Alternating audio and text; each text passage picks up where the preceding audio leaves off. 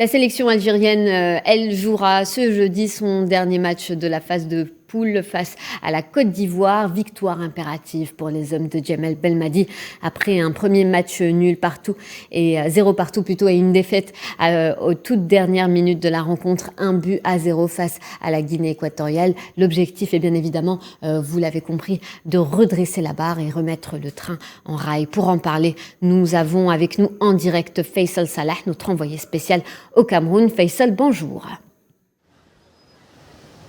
Bonjour Fatma, bonjour tous les téléspectateurs de Al24 News.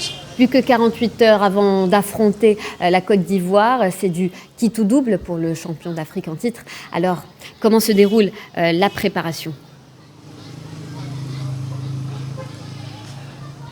Dans une très belle ambiance, elle déroule la préparation pour le match de la Côte d'Ivoire. L'Algérie a entamé déjà une séance d'entraînement hier à partir de 17h à l'annexe de Japoma Stadium. Il y avait le retour de Ramiz Zerouki à cette séance d'entraînement. On a vu l'effectif au complet. Il y a un seul joueur qui n'a pas participé hier à l'entraînement, c'était Adem Mounès, le joueur de Naples. Aujourd'hui, on a un programme, on va dire, le programme d'aujourd'hui il est bouclé. À 14h, il y a le test PCR. Donc en ce moment, il y a une équipe qui est venue pour effectuer le test PCR pour les joueurs de l'équipe nationale. Il ne faut pas oublier que le test PCR est très important et les résultats sont très importants parce qu'on a vu ce qui s'est passé aujourd'hui, ce matin avec la Tunisie. 7 cas Covid, Wahbi El Khizri pour la Tunisie. Donc j'espère que l'Algérie, il n'y aura aucun cas Covid pour les protégés de Djamel Belmadi. À partir de 16h, les poulains de Djamel Belmadi vont prendre la route vers Japoma Stadium pour effectuer la deuxième séance d'entraînement après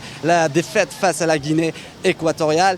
Donc je crois que l'Algérie est dans un esprit gagneur et elle essaiera de renouer avec la victoire, surtout après. En fait, on n'a pas beaucoup de choix, Fatma, on n'a pas beaucoup de choix. Si on gagne devant la Côte d'Ivoire, on se qualifie pour le prochain tour.